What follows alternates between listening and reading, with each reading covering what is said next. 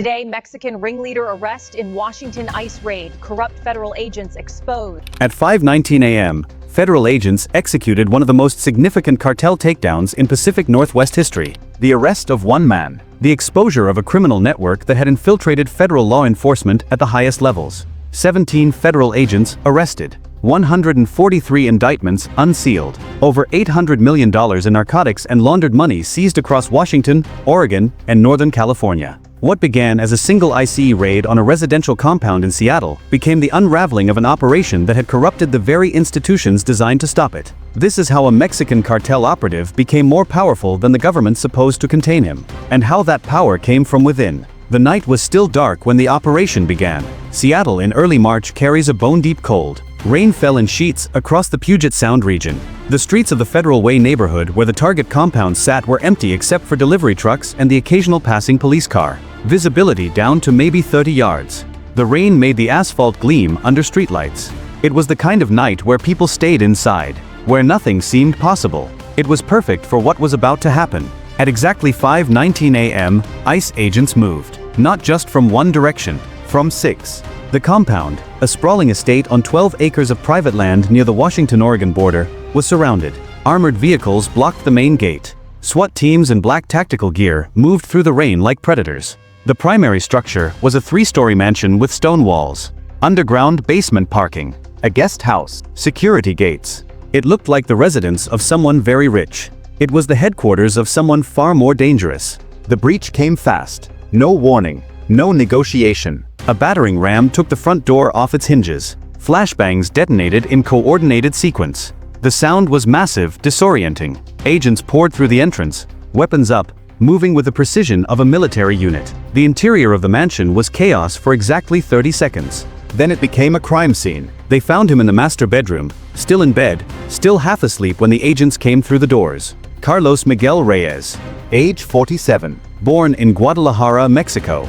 Listed occupation: import-export businessman. Real occupation: one of the most powerful cartel operations coordinators in North America. He did not resist. He smiled at the agents and said, in perfect English, "I was wondering when you would finally show up."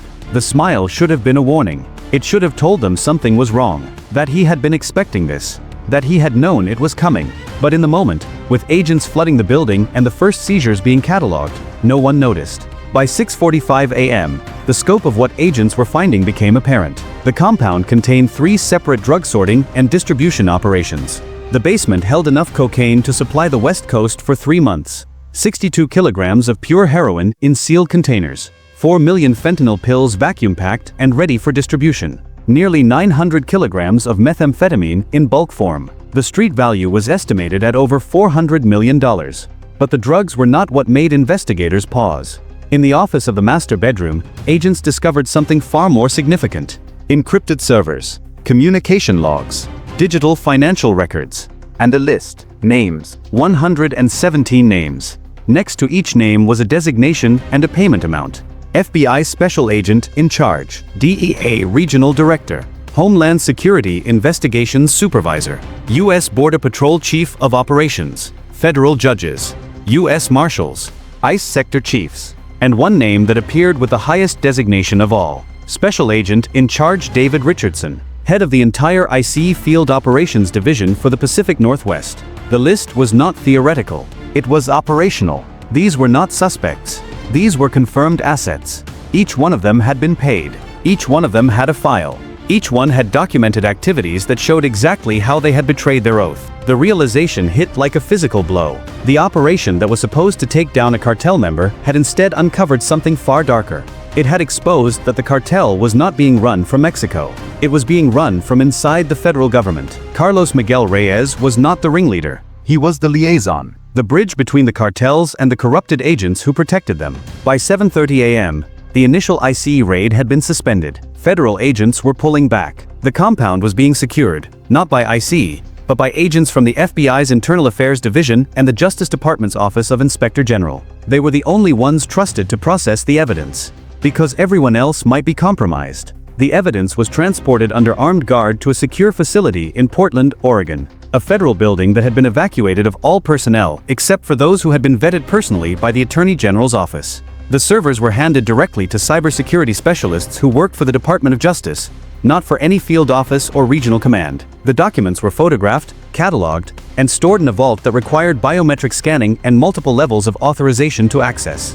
The decryption of the first server took 12 hours. What it revealed would reshape federal law enforcement in the Pacific Northwest. Project Cascade. That was the operation's name. A systematic infiltration of federal law enforcement conducted over the previous 15 years. The organization chart was stunning in its completeness. It showed how cartel coordinators had identified vulnerable agents through financial background checks, divorce records, gambling debts, and substance abuse issues. How they had approached these agents carefully, testing their willingness to look the other way.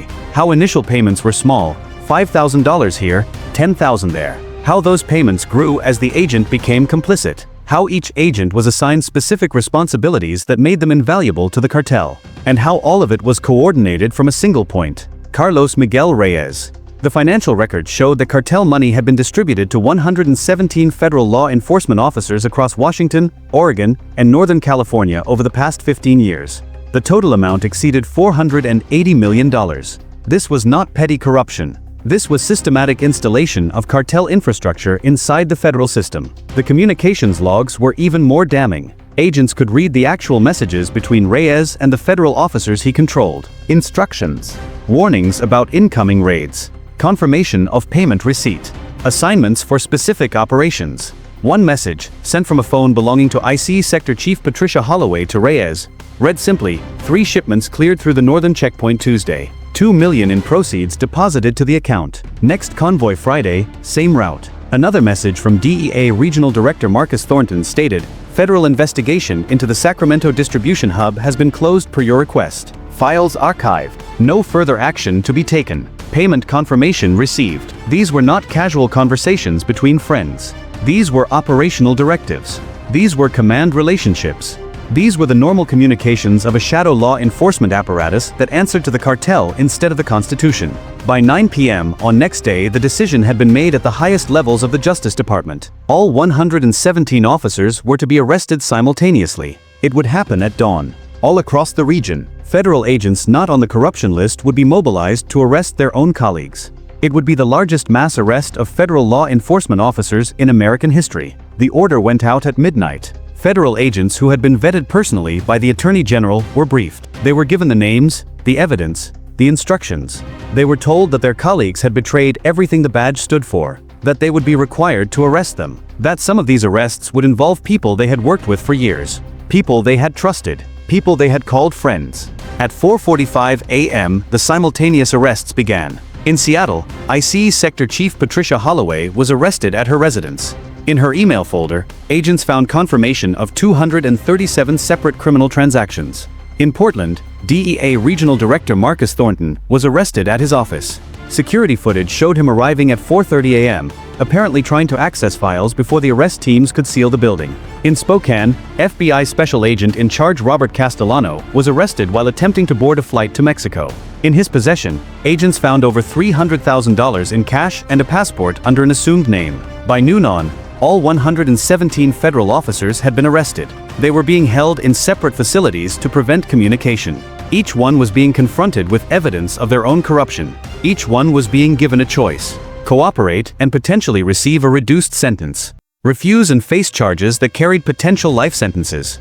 Within 48 hours, 43 of the arrested officers had agreed to cooperate. They provided testimony, financial records, and operational details that painted a complete picture of the infiltration. The cartel had not simply corrupted individual agents. They had systematized corruption. They had created a network so comprehensive and so integrated into normal law enforcement operations that it had functioned as a separate agency within the federal system. Carlos Miguel Reyes appeared before a federal judge. He was charged with conspiracy, drug trafficking, money laundering, and racketeering. The charges carried a potential life sentence. When the judge asked him how he pleaded, Reyes smiled again and said, "Not guilty. But I want you to understand something, Your Honor. I did not corrupt these men. I simply paid them to do what they were already willing to do. I gave them a choice, and they chose. That is not my crime. That is theirs." The statement was intended as a defense. It became an indictment, because it was true. The investigation expanded rapidly. Federal agents who had not been corrupted began examining every case handled by the compromised officers for the past 15 years. Every conviction, every plea agreement, every case dismissal, everything had to be reviewed to determine if it had been influenced by corruption. The scope was enormous. Over 800 cases. Some defendants were guilty and had been properly convicted despite cartel interference. But others had been released or had had charges dismissed because the system protecting them was controlled by the cartel. Some of these cases involved violent crimes. Murder, assault, human trafficking. Victims had seen their attackers walk free because a federal agent on cartel payroll had ensured that the investigation would be closed or the case would be dismissed. One victim, a woman named Angela Vasquez who had been trafficked into forced labor through a network protected by the corruption, testified before Congress about what it meant to see her traffickers arrested and then released when the federal agent protecting them turned out to be on cartel payroll. "I was sold twice," she said. "Once by the criminals who took me, and again by the government that was supposed to protect me. The second betrayal hurt more because it meant that no one was safe. If the federal government was working for the cartels, then there was nowhere left to go for help." The investigation revealed that Project Cascade had been designed to serve a specific strategic purpose. The cartel's goal was not simply to smuggle drugs. Any criminal organization could do that. The goal was to establish permanent infrastructure that would allow continuous large-scale operations without fear of federal intervention. By placing agents throughout law enforcement at every level, the cartel had created a security apparatus that could warn them of investigations, shut down competing operations, and ensure that only approved cartel shipments made it through federal checkpoints. The financial analysis showed that this system had allowed the cartel to move an average of 600 kilograms of cocaine, 400 kilograms of heroin, and 1,000 kilograms of methamphetamine through the Pacific Northwest every week without triggering the federal alerts that should have stopped them. The weekly value of these shipments was estimated at $25 million. Over $1 billion annually in narcotics flowing through a region that was supposed to be protected by some of the most elite law enforcement in the country. The human trafficking component was equally devastating. Investigators discovered that between 1,200 and 1,800 vulnerable people had been trafficked through the region over the 15-year period covered by Project Cascade. Men, women, and children moved from Mexico and Central America through Washington and Oregon toward labor camps, commercial sex operations, and agricultural slavery in other states. Each person represented $3,000 to $8,000 in profit for the smuggling operation. The annual revenue from human trafficking facilitated by the corrupted federal agents was estimated at $6 million. The command structure of Project Cascade was meticulous. Carlos Miguel Reyes did not simply make direct payments to agents. He worked through intermediaries, shell companies, fake consulting firms, legitimate businesses that appeared to be paying agents for legitimate work. One of the more creative covers was a security consulting firm that charged the cartel $50,000 per month for security recommendations. In reality, the money was payment for the federal agents on the consulting firm's payroll to provide warnings about upcoming raids and to ensure that certain cartel operations remained untouched. The investigation had expanded to include federal agencies in Northern California. The corruption was not confined to Washington and Oregon. Similar infiltration patterns have been found in Sacramento, San Francisco, and Los Angeles field offices. The scope of Project Cascade was larger than initially believed. Over 300 federal agents across multiple agencies and multiple states had been compromised. The government moved to make arrests across California as well. ICE, DEA, and FBI agents who had been implicated in the corruption were arrested simultaneously. The operation was coordinated so that news of the arrests would break simultaneously across all media platforms. The goal was to prevent communication between the arrested officers and any remaining network members who had not yet been identified. By the end of the first week, 537 federal law enforcement officers had been arrested in connection with Project Cascade. They ranged from patrol agents to regional directors. They included judges, prosecutors, and administrative officials. They included people who had dedicated their entire careers to law enforcement and had then betrayed that career for money. The motivations varied. Some had legitimate financial problems, gambling debts, medical expenses, divorces that had devastated their savings. The cartel had identified these vulnerable people and approached them. Others had simply decided that the salaries federal service provided were insufficient and that working for the cartel offered better compensation. Still others had been blackmailed after the cartel discovered compromising information about them. But the most disturbing pattern was the institutional corruption. Certain field offices had become so thoroughly infiltrated that they were, in effect, cartel subsidiaries.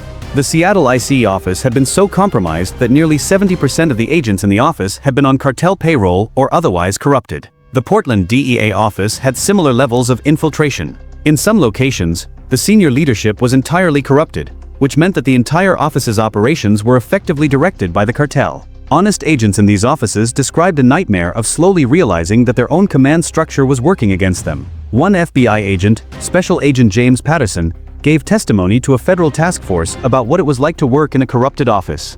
"You start noticing things," he said. "Cases you build mysteriously get dismissed. Suspects you arrest get released. Then you notice patterns. The same people always get released. The same routes always stay open for trafficking. And then you realize that it is not incompetence. It is intention. Your own commanders are working for the cartel. And if you try to report it, you have no one to report to because they control the system. You are completely alone inside your own agency." The investigation into Project Cascade required the creation of entirely new task forces because the normal oversight mechanisms had been compromised. The Inspector General's office was expanded. New federal prosecutors were assigned. The FBI created a special unit dedicated solely to investigating corruption within federal law enforcement. The message was clear. The system had to be rebuilt from the ground up because the existing system had been weaponized against the public. The scope of the criminal conspiracy had become apparent to the public. The news coverage was relentless. Cable news ran continuous updates. Newspapers published multi-part investigations. Documentary filmmakers began interviewing victims and honest agents. The story became a symbol of something deeper than individual corruption. It became a warning about what happens when organized crime infiltrates the very institutions designed to combat it. The political fallout was immediate. Congressional hearings were scheduled. The Secretary of Homeland Security testified about how the corruption had occurred on his watch. He announced his resignation. The Attorney General announced a comprehensive review of federal law enforcement practices. The President addressed the nation, condemning the corruption and promising that justice would be served. But the investigation also raised deeper questions. How had this happened? How had a cartel operative been able to identify, recruit, and maintain control over 500 federal agents across multiple states for 15 years without being detected? The answer was uncomfortable. Project Cascade had succeeded because the system had not been designed to detect internal corruption at this scale. Federal agencies were structured to investigate external threats. They had limited capability to investigate themselves. By the time the corruption had become visible, it had already penetrated every level of the system. The financial analysis showed that Carlos Miguel Reyes had personally distributed over $480 million to corrupted federal agents. But he had not done this alone. Behind him was a larger cartel structure. Intelligence agencies identified connections to the Sinaloa cartel, one of the most powerful criminal organizations in Mexico. Reyes was identified as a lieutenant-level operator who reported to a regional commander in Guadalajara. The corruption that had been uncovered in the Pacific Northwest was part of a larger strategy being pursued by the cartel across multiple regions of the United States. Similar infiltration attempts had been made in other states. Los Angeles had detected and disrupted a partial network. San Diego had evidence of ongoing cartel influence. Texas had compromised federal agents operating along the border. Florida had corruption at the municipal and county level that appeared to connect to national cartel operations. The implication was chilling. Project Cascade was not an anomaly. It was a template. It was a model that the cartels were attempting to implement in every major metropolitan area and border region in the country. The question that hung over everything was simple. How many other Reyes were out there? How many other cartel coordinators had successfully infiltrated federal law enforcement in other regions? How many other shadow command structures were operating inside the legitimate government right now, at this very moment? By the end of month, the federal investigation into Project Cascade had become a comprehensive national security review. Every federal law enforcement agency was being audited. Background investigations were being redone. Communications were being reviewed. Financial records were being examined. The entire system was being treated as potentially compromised. The human cost was measured in destroyed lives. Families of trafficking victims who realized that the federal agents they had reported their crimes to were working for the cartel. Communities torn apart by drug addiction that had been enabled by cartel operations running through supposedly secure law enforcement channels. Honest agents who had to live with the knowledge that their own colleagues had betrayed them and the public they served. One particularly heartbreaking case involved a mother from Guatemala whose daughter had been trafficked into forced labor through a network protected by Project Cascade. When the trafficking victims were rescued, the daughter testified that she had seen federal agents at the location where she was being held. She had thought they were there to rescue her. Instead, the agents had been there to collect payment from the traffickers and to ensure that no state or local police would interfere. By the time the girl was rescued during the federal raids, she had spent 2 years in captivity, believing that the government was her enemy, not her protector. Carlos Miguel Reyes was convicted on all charges. He received a sentence of life imprisonment without possibility of parole. Of the 537 federal officers arrested in connection with Project Cascade, 384 were convicted. The sentences ranged from 3 years to 25 years depending on the extent of their corruption. 22 of the most senior officers received life sentences. The trial of Special Agent in Charge David Richardson, the head of IC operations for the Pacific Northwest, became a symbol of the entire scandal. He had received over $19 million in payments. In exchange, he had ensured that cartel shipments moved smoothly through IC checkpoints, that investigations into cartel operations were closed, and that any agents who raised suspicions about the corruption were transferred or removed from office. Richardson's own testimony at his trial revealed the cold calculation behind his betrayal. "I was making $140,000 a year as an IC officer," he said. "My mortgage was $40,000 a year. My children's education was $40,000 a year. My former wife's alimony was $30,000 a year. I had no savings. I had no retirement. I was going to work until I died." Then Reyes offered me $5,000 a month just to be helpful. "I did not think it would become what it became. But once you cross that line, once you take that first payment, you are owned. There is no going back." The investigation into Project Cascade revealed something about the nature of corruption in institutional systems. It does not require that everyone be corrupt. It only requires that enough people in key positions be corrupt that they can create an environment where corruption is normalized. Once you have corrupted the people who receive complaints about corruption, who investigate corruption, who prosecute corruption, then the system becomes self-protecting. The institution that is supposed to fight the corruption becomes the corruption. The federal government had announced a comprehensive restructuring of law enforcement agencies in the Pacific Northwest. The Seattle IC office was reorganized from the ground up with entirely new leadership. The Portland DEA office underwent similar restructuring. The FBI field offices in Seattle, Portland, and Sacramento were audited and reorganized. Background checks were redone. New oversight mechanisms were put in place. Financial monitoring of federal agents was implemented. Any agent with access to sensitive investigations was subjected to regular polygraph tests and financial audits.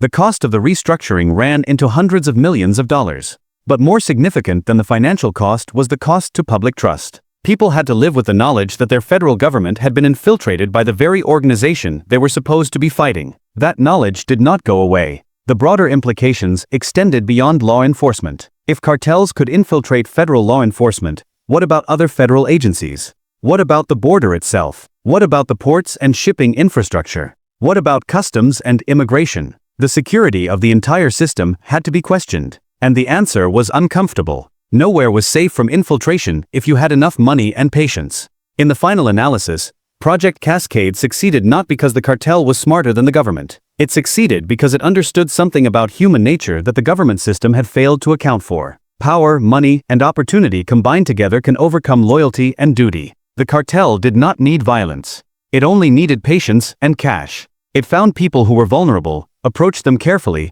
and gradually pulled them into complicity. By the time they realized what they had become, they were too compromised to escape. The story of Carlos Miguel Reyes and Project Cascade became a national symbol of corruption and infiltration. It showed how organized crime could weaponize federal authority, how institutions could be turned against the people they were supposed to protect, how the greatest threats sometimes came from within. In the aftermath, honest law enforcement worked to restore public trust. Community outreach programs were expanded. Transparency initiatives were implemented. Federal agents who had been victimized by the corruption were given support and counseling. The message was clear. The system had been corrupted, but the corruption had been exposed and was being eradicated. But the larger question remained. How many other Project Cascades were operating right now? How many other cartel coordinators had successfully infiltrated federal law enforcement in other regions? How many other shadow command structures were hidden inside the government? The investigation into Project Cascade had revealed the vulnerability of American institutions to infiltration by organized crime.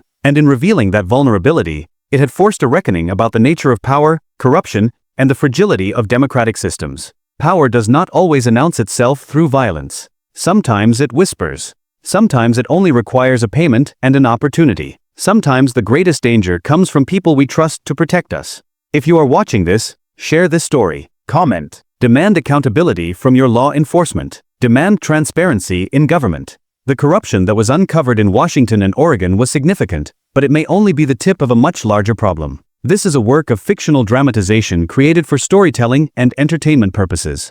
The characters are invented. The agencies are real, but the operations and events are fictional. But the danger it illustrates is real. Infiltration of government by organized crime is a genuine national security threat. And this story is a warning about how that threat can materialize if we are not vigilant.